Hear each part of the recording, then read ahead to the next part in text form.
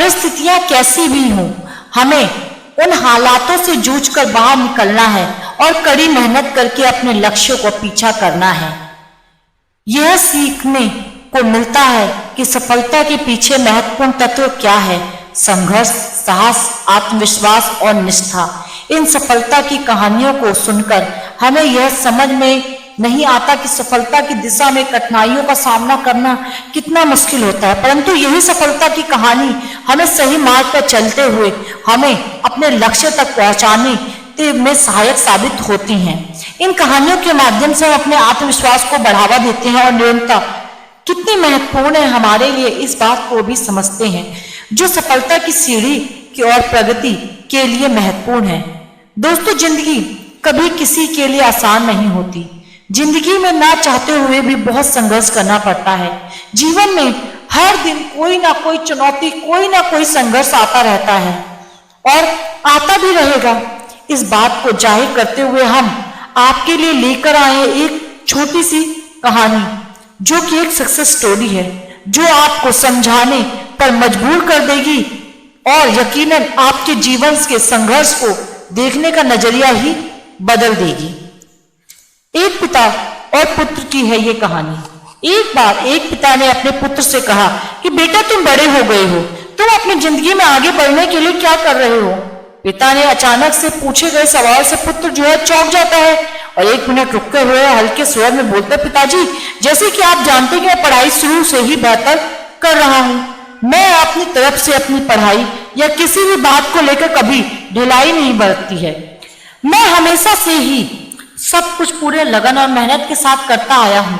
आपको ये बात अच्छे से पता है, लेकिन फिर भी ना जाने क्यों परिस्थितियां मेरे विपरीत रहती हैं। मैं आज तक इस बात को नहीं समझ पाया और अब ऐसा लग रहा है कि मानो जैसे कि मैं इन सब से शायद कभी नहीं उभर पाऊंगा। मोहित हमेशा से पढ़ाई और घर के अन्य कामों में भी बहुत समझदार और जिम्मेदार लड़का था, लेकिन फिर भी ऐसा क्या था जो उसे आगे बढ़ने से रोक रहा था? आखिर क्यों मोहित के जीवन में सफलता कोसों दूर थी? बेशक मोहित एक जिम्मेदार लड़का था, परंतु अपनी परिस्थिति को ठीक से समझ पाने में नाकामयाब रहता था। जैसे कि अगर उसके सामने एक तरफ शेर आकर खड़ा हो जाए और दूसरी तरफ उसके पिताजी खड़े हों, तो यकीनन अपने पिताजी को पहले बचाने की कोशिश करेगा, परंतु वह उस स्थिति की गंभीरता को समझने में नाकामयाब रहता था कि यह स्थिति कितनी गंभीर रूप ले सकती है। अगर उसने शांति एवं नर्म दिमाग से काम लिया तो वह तो कैसे भी करे उस पर रिश्ते कैसे बाहर निकलने की कोशिश करता है। बस यही वजह थी जिस वजह से वह सफल होने से बार बार रह जाता। मोहित के पिताजी ने इतनी देर से बड़े ध्यान से अपने बेटे की बातें सुन रहे थे। उन्होंने उसे एक बड़ा सा हथौड़ा लाने को कहा। मोहित भागते हुए गया और पिताजी के कहे अनुसार एक हथौड़ा ले आया। फिर उसके पिताजी ने उससे कहा कि उसके सामने 3 वस्तुएं रख दी और सबसे पहले वाली वस्तु थी वह थी एक चमड़े की बॉल और दूसरी कपड़े की बॉल और तीसरी आखिरी वाली एक साधारण बॉल। उसके पिताजी ने पूरी जान लगाकर तीनों बॉल पर वार करने को कहा। उसने ठीक वैसा ही किया। जैसे ही उसने पहली बॉल पर वार किया, थोड़ी सी टूट गई। उसके बाद उसने कपड़े वाली बॉल पर वार किया, थोड़ी सी फटकर एक दूसरे से अलग हो गई। फिर तीसरी बॉल पर उसने वार किया तो वो ना वह टूटी ना फटी, बस उछलकर दूसरी तरफ जाकर गिर गई। उसके बाद भी उछलती ही रही। अब मोहित के पिताजी ने पूछा, अब समझ में आया तुम्हें क्या करना चाहिए?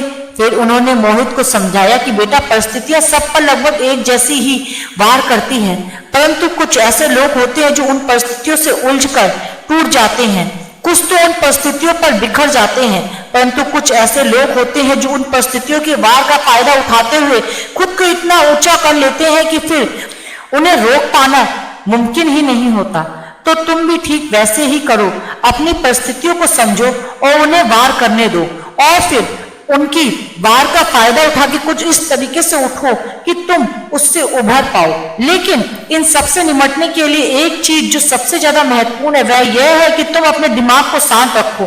फिर तुम देखो कि सब कुछ कितना आसान और कितना अच्छा हो जाएगा। अपने पिताजी की बातों को सुनकर मोहित को अच्छे समझ आ गया था उसे क्या करना चाहिए। उसने अपने पिताजी से वादा किया कि अब उसी प्रकार हर परिस्थितियों को निपटने की कोशिश करेगा जैसे कि उन्होंने समझाया। यह सुनकर मोहित के पिताजी ने मोहित को गले लगा लिया और उसे ढेर सारे आशीर्वाद दिए और उसके जीवन की हर परिस्थितियों में विजय होने की कामना दी। इस कहानी से हमें यह सीख मिलती है कि हर किसी के जीवन में समस्याएं आती हैं और संघर्ष भी सभी को करना पड़ता है। यह हमारे ऊपर निर्भर करता है कि हम किस समस्या को किस तरीके से देखते हैं। जब संघर्ष का समय आता है तो वह समस्या किसी को बहुत बड़ी लगने लगती है तो किसी के लिए वह समस्या एक अवसर बन जाती है। यह सब हमारी सोच पर निर्भर करता है, हमें उस स्थिति से कैसे निपटना है। अपनी सोच को पॉजिटिव रखें और अपने मन को शांत रखें, फिर देखिए वह समस्या आपके सामने आपके लिए बड़ी नहीं रहेगी।